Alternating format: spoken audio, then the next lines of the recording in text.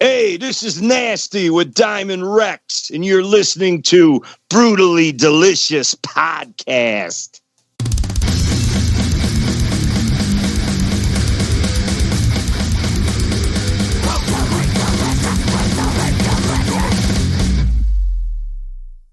Hey, you're listening to the Brutally Delicious Podcast.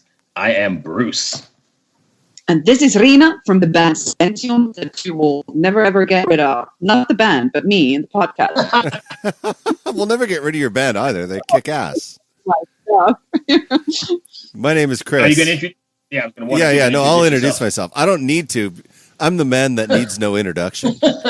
They call me Numbnut Seegers. Hello. Numbnuts that needs no introduction. Today is a really good one. As you know, I'm a total fan of that whole sleazy LA kind of 80s vibe. And we got Diamond Rexx on today. And I know I sent you the video not too long ago. It was pretty killer, right? Absolutely. It was sleazy. Yeah, so I'm a big fan of that whole Faster Pussycat, LA Guns kind of sleazy stuff. And I'm really looking forward to talking to, we're talking to Nasti Habits, the vocalist. Nasti Habits. Okay, I'm adding them in. Yep. Add them in. I'm going to blame the delay again on you. That's fine. I'm used to being blamed for everything. Yeah, maybe I'll switch it up. I'll blame it on the finish. Hello? Hello. Hey, Bruce Moore here. How are you? I'm okay. I can hardly hear you, though. Huh. I got my partners with me here as well. Kris, you there? I'm here. Can you hear me? Yeah. That's better. Go ahead. Then there's Riina all the way from Finland. Hi. Finland. Yes. Hey, how you doing? I'm all right. How are you, Nasty? I'm wonderful. I want to ask your forgiveness for being late. Riina and the Finnish internet was terrible today, so. No problem, man. I'm gonna just bear with me because I don't even know what the hell I'm doing. I don't really use Skype, so this is all brand new for me. No, it's cool. We use it because the audio quality seems to turn out the best. It does. It sounds pretty good. Yeah, it's just a little low. Yeah, he runs it through Pro Tools and it comes out fantastic. So. Okay, perfect. So yeah, I don't know if it's my. It could be 30-something years of standing next to that loud ass guitarist I got. I don't know. So I'm gonna jump right in. How does it feel? And did you ever imagine you'd still be doing this 30 years later?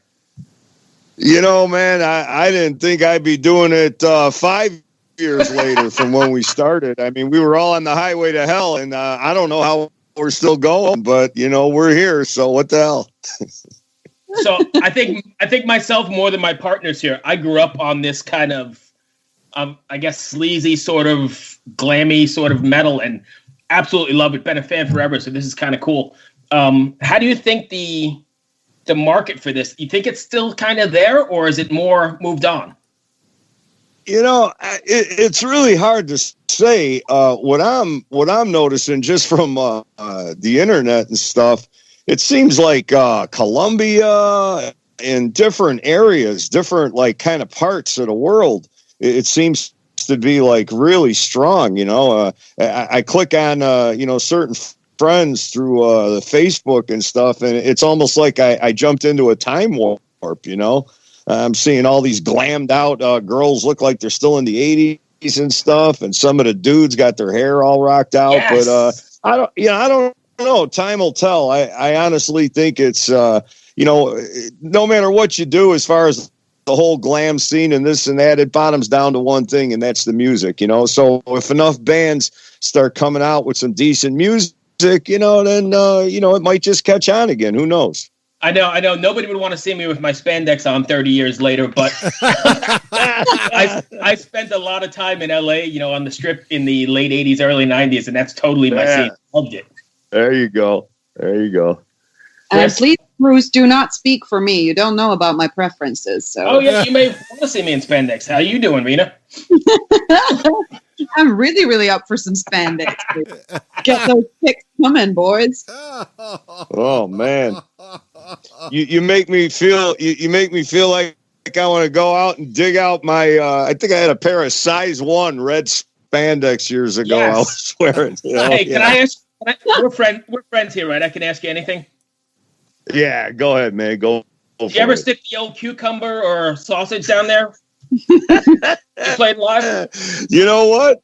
We never did. I think it was because we wore pants that were so damn tight we really didn't need to, but it's funny you say that because there were a couple bands that were doing that shit. I remember that. It was hilarious. Yeah. I mean, I wouldn't need to. No, you never really, since we're friends, I'll tell you the secret, you don't have to do that as long as you just pull it all over and tuck it to one side, and that gives like kind of the same effect, I have to do that. It's kind of like when you see the ladies putting their bras on and they always kind of like, give that one last push in, before they let it all settle, so yeah. Yeah. I have to do that. Right, yeah. See, she knows what I'm talking about. I know exactly what you're talking about. Like, my boobs are tiny, so it doesn't fucking matter which way I push them after I put the bra on. Oh, that's perfect. See, now there's the thing. There's a lot to be said for that. I think it's I don't know, maybe I'm just speaking for myself, but it's a big, I think, misconception. Like, oh, big boobs, I got it. No, man, there's a lot of guys out there that like those tiny ones too. Yeah, the perky ones are really nice. There you go. Right. Also, I mean, it's all about the nipple. Oops, what'd I say? No. I have to worry about so far. Yeah. Wait a minute, we're getting like really off track real fast there, guys. welcome to the Brutally Delicious podcast. Yeah, we're talking about cucumbers and nipples already. What the hell? Let me just leave you with this. And also, let me say this, boys. Like, you don't need the cucumber because, like, sex is now discussed. Genitals are discussed. So females are aware of a certain thing called a grower, which I know you guys are probably aware of, penis-wise, what a grower is. Wow. But you don't have to put that, like, eggplant or whatever in your spandex. You can just be yourself, and we can be like, yeah, this guy, he must be a grower. Right. Oh yeah. Okay. See, I'm learning something new every day here, man. You know what a grower is? Like, you got the ones that are sort of the length that they're gonna be while they're resting. Penises, I'm talking about. Right. And so like me when I almost trip over it. Oh god. Yeah. Those times. Yeah. And then you have the grower, which will surprise you. And this is again like what we discussed when these guys interviewed me because of my album. And they brought out penises and that too. I don't know why. It ended here. Anywho, and this is like they were like, and I asked them whether they ever like compare the sizes of penises with their friends because I know some guys do. But then it needs to be followed up with the question of when did you actually see them erect? Because, a resting penis does not tell you the truth. And this not at all. Today. So let me give you one last thing before we start talking about the band, because I know that's why we're here. Riina actually gave me after that conversation, Riina gave me the nickname Soda Can. I did because they educated me on some tattoo artists on how he tattoos dicks. And apparently he stretches the skin on a soda can, which to me sounds so fucking brutal. You tell me now. Oh my God.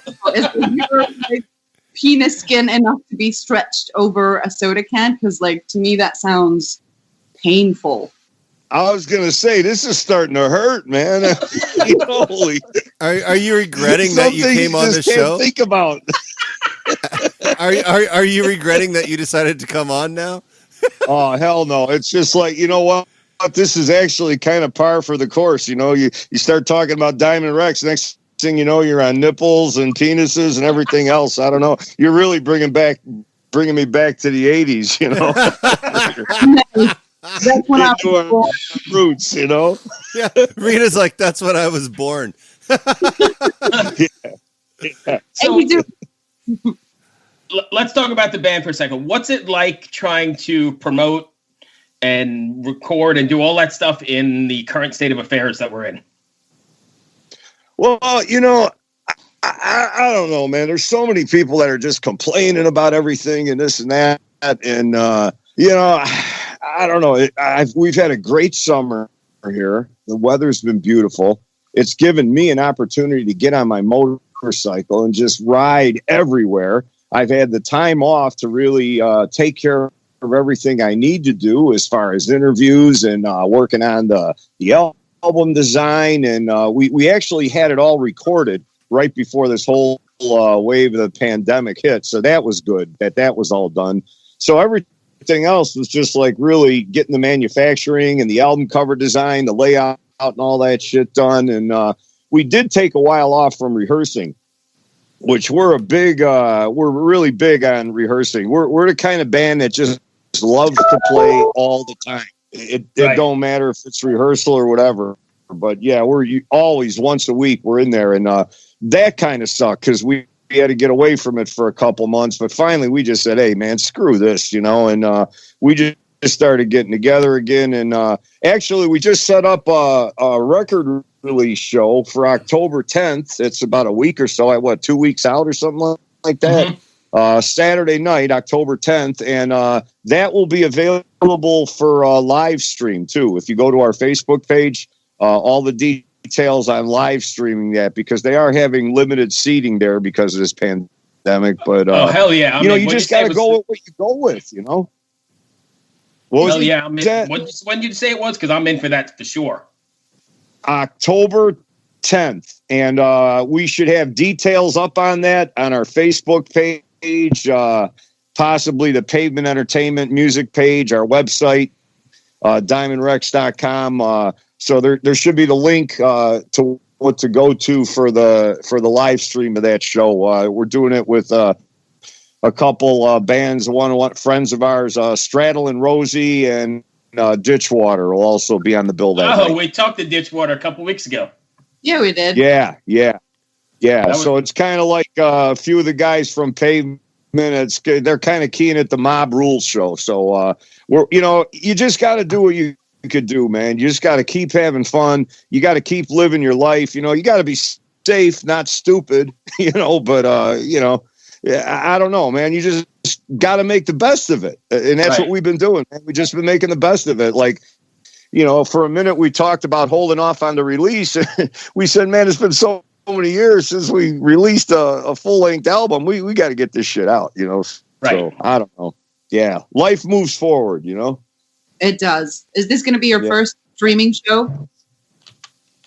Actually, yeah, it's going to be the first time we've done it. So I'm, kind of getting a little excited about it. Nice.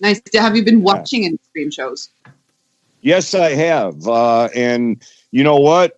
when there's nothing going down around here in Chicago, there's a few places, especially in the suburbs, that are just starting to open up again. So a lot of them have limited seating and stuff like that. So I actually was able to get out and see a couple bands lately. But while it was totally locked down, I did check out a few streaming things. Yeah. Nice. Any good one? What was it like making the record? So you did it before COVID, and yes. And so what was that like? Who did you work with? How did you record it? What was the process like? Well, I'll tell you what, the process started a while back when we really decided to really work on getting these songs tight.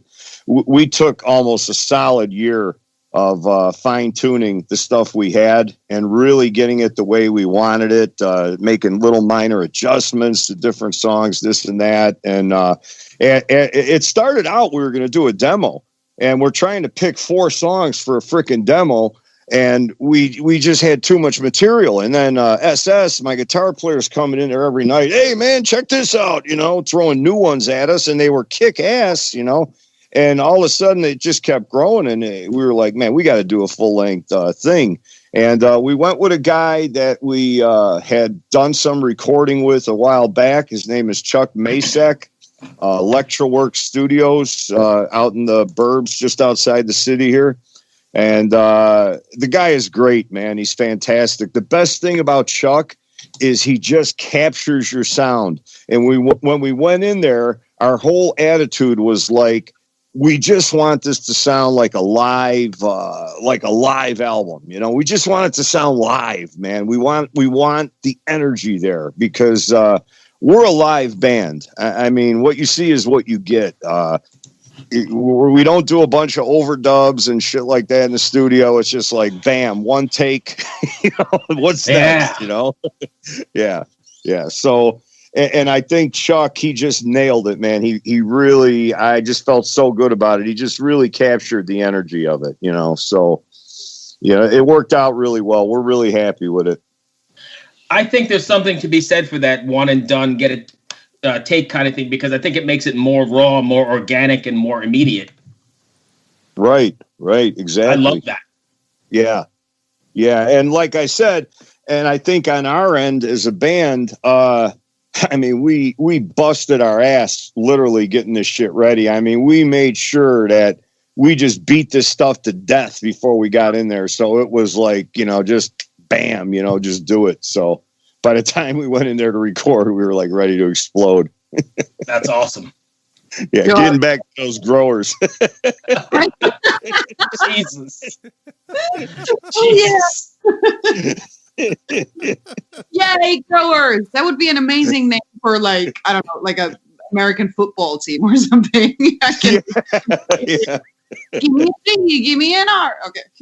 Yeah. Riina? Yeah, I got a question. You were like really happy to hear that I was from Finland. So do you have like a connection to Finland? Well, you know what it is? It's my bass player, Andre. I think he is. I think he's Swedish or from Finland or something. Not from there, but his roots go back there.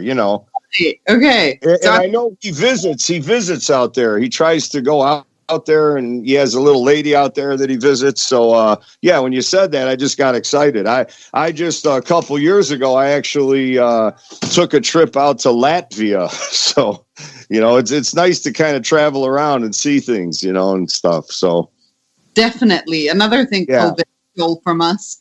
Yeah. But so you've never been to Finland personally? No, I haven't. Why? Are you inviting me? Yeah. I gotta let's see which one you are. Yeah. Oh my God. This went down the tubes quickly. Sorry about that. Yeah, I know, right? Well, it is who we are. Yeah, we always try and make it not your normal interview and try and be outside the box Or inside the box. I was going to say, it sounds like we're trying to get in the box here, man. I don't know. As long as there's genitals in the box, we're good. Jesus. Oh, man. Do you guys play instruments? Because I think I'm finding like the next lineup here of my next band. I don't know. It's Kris plays all the kind skin. of coming together. I don't know. I'm plays man. the And I'm good with background vocals as well if you want to take the front stage, but Really? Now, see, that's something interesting is this was like probably our first album that I actually hired a friend of mine, Rachel Quinn. She used to front a local band out here called Shocker. And I had her do a bunch of backups on this thing. But again, we're a raw kind of like it was really funny because on the ballad she laid this really nice harmony down, and but I had to literally almost bury it in the mix, so it's there but it's hardly there because I didn't want to like take away from the raw edge of our music. But I'll tell you what, she did a lot of stuff on this one, and it's in there so subtle, but it's there. So that was another kind of new thing for us, where we did something like that, but you're going to have to really listen for it to hear the stuff, but it's there. Nice. Right. Yeah, but sometimes it really does make a difference, even if it isn't. It makes a big difference. Yeah, Sure. Big difference. That was another thing that I was just really happy with. We really spent a lot of time on this, and I think it shows, the final result kind of shows. Awesome. Kris, you got anything else? I don't, man. I really appreciate you taking the time with us today, and this interview just fucking made my day. All right, man. Well, hey, man, don't go. Just be careful, man. Don't go crushing that Coke can, okay? Because you're gonna really be in pain if you do that.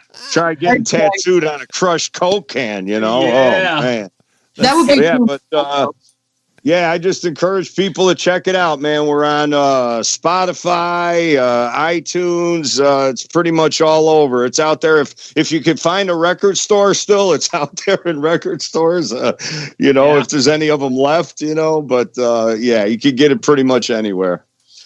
Nasty, I want to thank you for taking the time. Hey, thank you, guys. I appreciate it, man. We truly appreciate all your help, man. And no worries. Things are pretty weird these days, and I love getting a good laugh in now and then, so that's great. Thank you. Hey, you got to laugh, brother. You got to laugh. Yep. Okay, man. All right, man. Be well, my friend. You. Take care. Okay. All right. Bye. Finland, here I come. And if you do come to Finland, I will buy you a beer. Oh, there you go. I don't drink, so I'd have to bring my bass player with me. He does all the drinking almost for the band, actually. Nice. he's the smallest guy in the band, man, and he drinks like a fish. I think if he ever loses his house, I'm just going to buy him a fish bowl and fill it up with Heinekens. He'll be all right. All right, take care, man. Thanks a lot, guys. My friend. Take care. All right. Bye. Bye. Ever wonder what a punch from Elton John feels like? Or how you'd cope with having turned down the chance to be in Nirvana? Or what signal Keith Richards gives when he wants you to get the hell out of his hotel room? Fans of Too Much Effing Perspective don't have to wonder, because they've heard these exact stories and a jillion others on our podcast. I'm Alex Hoffman, former tour manager for Radiohead. And I'm musician and comedy writer Alan Keller.